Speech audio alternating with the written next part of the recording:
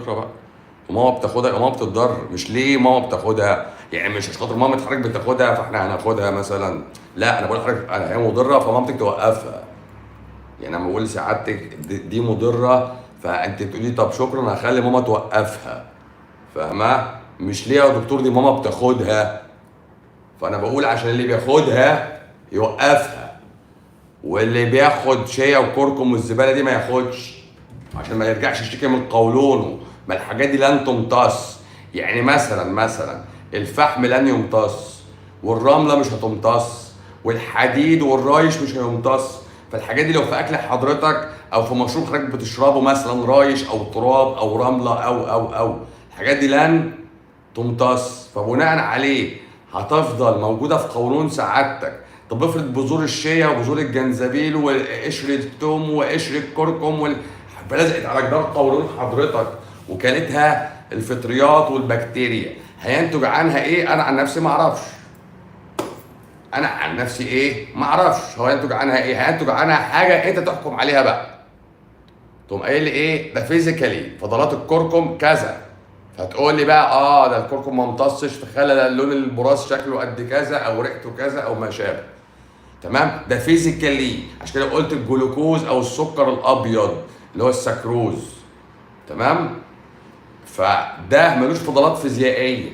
يعني لو دوبته في الميه ما بيفضلش منه شوايب. يعني لو قعدت تشرب سكر يا باشا كل يوم فضلات حضرتك هتبقى شبه منعدمه اصلا. انت ما بتاكلش حاجه. السكر زيرو فضلات، العسل الابيض زيرو فضلات. فهمت قصدي؟ اما تبدا تظهر الالياف تبدا تظهر الفضلات. تظهر الالياف في حبوب كامله، تظهر في رز، تظهر في لحمه، تظهر في سمك، تظهر في بلح، تظهر في زبيب. ما دي الياف، الياف حواليها حاجات. فاهم قصدي ولا لا؟ فالالياف اما تظهر يبدا يظهر كل ما لا يهضم. وما لا يهضم ده انت لازم تكون فاهم اللي هيشتغل عليه البكتيريا والفطريات، فهينتج عنه فضلات. فما هو فضلاته منفرة، ما هو فضلاته تسبب لك سمية، ما هو فضلاته تسبب لك حساسية وارتكارية، ما هو فضلاته تسبب لك ارتفاع في ضغط البطن، ما هو فضلاته غازاتها أكتر من اللازم، ما هو فضلاته أليرجيك أو تسبب تحسس في الجسد، ما هو فضلاته هو سام في حد ذاته للجسم، ما هو فضلاته تسبب انتفاخات وزيادات وتقلصات في الأمعاء. ها؟ أو ما هو فضلاته صامتة إلى حد ما، فيبدأ ينقبض وينبسط عليها القولون بأريحية، ويجي يخرج الفضلات السكر ميه وثاني اكسيد الكربون في حاله واحده. ده كيميائيا. اما اشتغل عليه بقى فيزيكالي، قصدي كيميكالي. لكن فيزيكالي ملوش فضلات. فيزيكالي هيمتص كله، ملوش السكر ملوش فضلات. شكرا يا نور. السكر ليس له فضلات. اما اجي احرقه بقى هطلع ثاني اكسيد الكربون وميه. دي سهله احنا فهمناها. في اي حته في اي خليه في جسمك ثاني اكسيد الكربون في ميه. طب لو في كرات الدم الحمراء مش هتبقى كامله، تطلع بيروفيك لاكتيك حمض. طب لو في خلايا عضليه ساعه ستريس ومجهود بدني هتطلع بيروفيك لاكتيك حمض.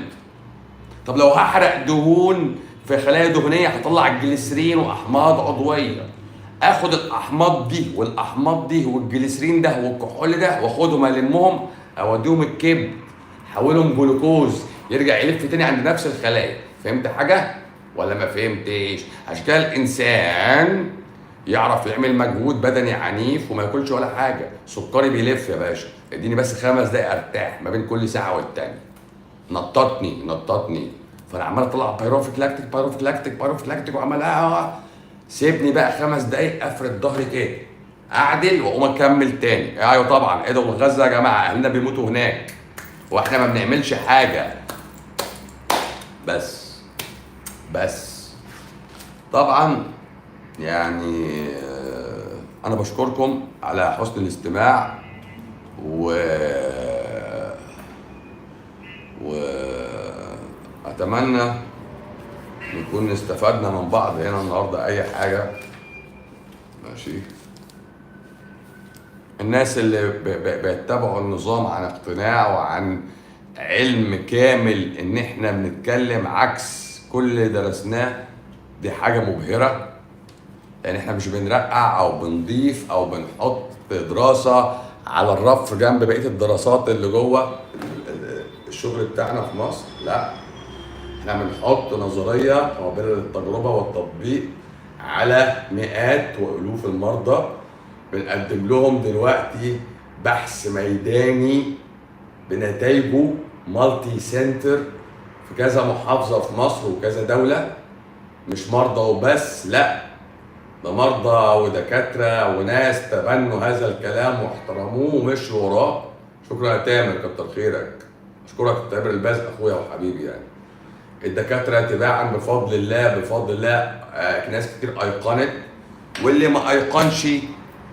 ما ايقنش آه عندنا كتير يا باشا. مسيلمة الكذاب اما جم يدافعوا عنه اهل عشيرته قال لك كذاب ربيعة احب الينا من صادق مضر. وقصدهم بكذاب ربيعة مسيلمة بتاع اليمامة، وصادق مضر ده او صاحب مضر ده النبي صلى الله عليه وسلم، فاهم؟ ف ففي ناس العصبية هتفرق معاها ومصالحهم وانصياحهم، ماشي. كتب الطب ملهاش لازمة الصراحة.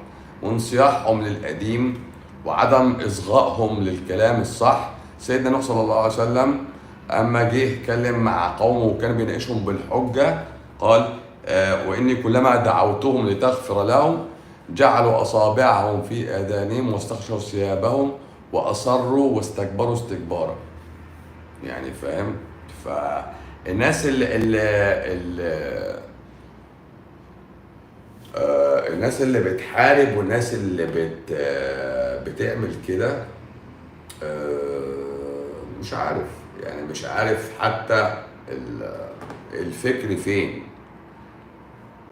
الإصغاء فين، الخروج عن المألوف لصالح الناس.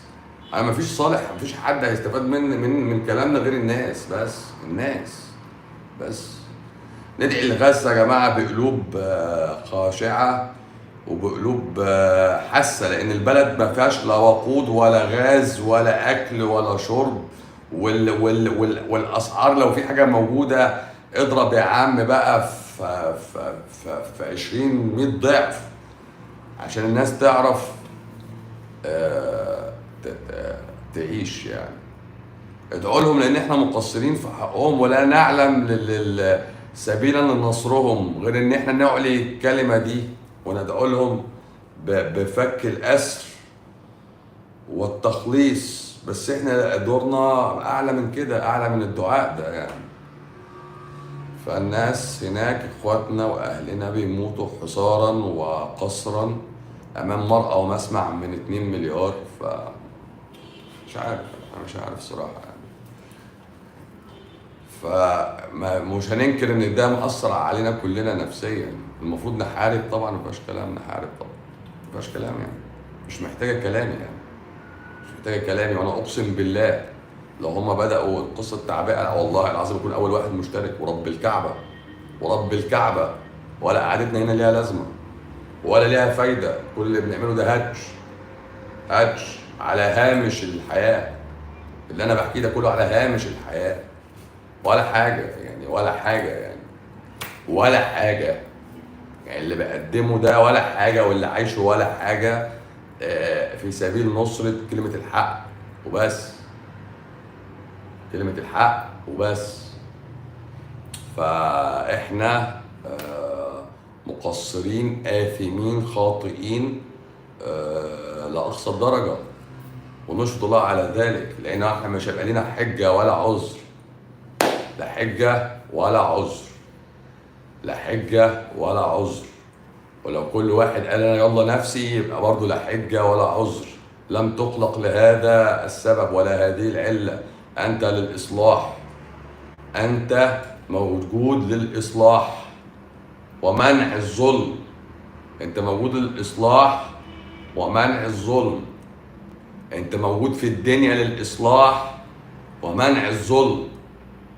مشاهدتك الظلم وفرجتك عليه وانت ساكت وملهي في نفسك، فانت الدور الجاي عليك. فاهم؟ من لم يتعظ بغيره كان هو عظة لغيره. فانت افهم، مش ينصر غزة ينصر المسلمين. والله ان كل الدول محتلة الا غزة. ها، والله ان كل الدول محتلة، الدول العربية اقصد، محتلة الا غزة، الا قطاع غزة بس الغير محتل. اقسم بالله العظيم، اقسم بالله العظيم ان المكان، البقعة الوحيدة اللي في المنطقة العربية دي كلها غير محتلة هي غزة. ولا مصر ولا سوريا ولا العراق ولا لبنان ولا الحتة دي كلها، ولا السعودية ولا الإمارات ولا الحتة دي كلها. غزة الوحيدة، القطاع ده، الشريط ده بس، أقسم بالله الوحيد اللي مش محتل. متحاصر بس مش محتل. تخيل بقى، تخيل الحتة الوحيدة اللي مش محتل، الحتة الوحيدة صاحبة قرارها، الحتة الوحيدة صاحبة قرارها، الحتة الوحيدة اللي هناك حر بيقول كلمته حر فيها. ما هو الحق والعدل معناه ان انت تقول كلمة الحق ومش خايف ايه اللي جاي وراها. العز بن عبد السلام اما جه بيبرس قتل قطز وجه يعلن نفسه سلطان على الدولة. ده لسه قاتل قطز بعد مع عين جالوت بتاعت التتار، يعني مش باقي على حاجة، ده قتل الملك دلوقتي. يقوم العز بن عبد السلام يقول له ايه؟ اين صك حريتك؟ فأنت مملوك بمال هذه الدولة، فأين صك حريتك؟ تفتكر بيبرس بقى قال له أنت يا ابن بنت خضار؟ ما هو عارف إن دول شوية مماليك ما لهمش أصول أصلا. ماشي؟ عارف إن دول مماليك ما لهمش أصول، فلما جه يقول له أنا بكرة سلطان مصر، ده بيبرس ولسه مخلص في جالوت، عين جالوت، وخلص على قطز كمان. فبيقول لهم انا بكره الملك. قال له لا، اين صك حريتك؟ دفع فيك كام؟ لانه ساعه ما المماليك قالوا احنا هنبقى احرار، لا، ده عرضهم في مزاد علني عشان هم مشترين بايه؟ بفلوس الدوله. فاما يجوا يقولوا احنا ملوك، لا، ده انت مملوك. فانت صك حريتك فين؟ قال لك بيبرس جري عشان يجيب صك حريته. فاحنا ربنا يكون في عون الحق، واهل غزه ان شاء الله لهم نصر من الله وعزه، واحنا متخاذلين بس وخلاص. اشكركم على حسن الاستماع، وربنا يجعل النصر في ايد قوم نكون احنا منهم، ما نبقاش مستبدلين عشان احنا جبنة وخانعين، جبنة وخانعين. مفيش ربنا يخليك لينا، لا، في حاجة ربنا يقويك لحد ما تعملوا حاجة، مش يخليك. اصل انا كده مش هخلد، انا ميت، انا ميت. هتموت وانت بتقول الله اكبر، صح؟ ولا تموت وانت بتقول حرام عليكم؟ ما انت ميت يا ابني، افهم، ما انت ميت. وبعدين مش هيغني عنك مالك ده في حاجه، ولا العيال. انت ميت. فانت تموت وانت بتقول الله اكبر، ولا تموت وانت بتقول ارحموني؟ ما هي موتين، صح؟ يا اما موت البعير بقى العاديه، انت ميت على جنبك بقى كده على جهاز نفس صناعي وخلاص. تصبحوا على خير واشوفكم على خير، وان نصر الله قريب. ابشروا، لله الغلبة ولله الأمر من قبل ومن بعد. لله الغلبة أيوة، والذين هم بشهاداتهم قائمون. هم دول عايزين الجنة بيه. وما أنت عايز الجنة وتبقى عايش في التقية، يعني أنت قاعد في التقية اللي هي إيه؟ أنا مالي، أنا مؤمن بقلبي يا خير. روح بقى، تصبحوا على خير. تصبحوا على خير. استودعكم الله. استودعكم الله يا جماعه، استودعكم الله.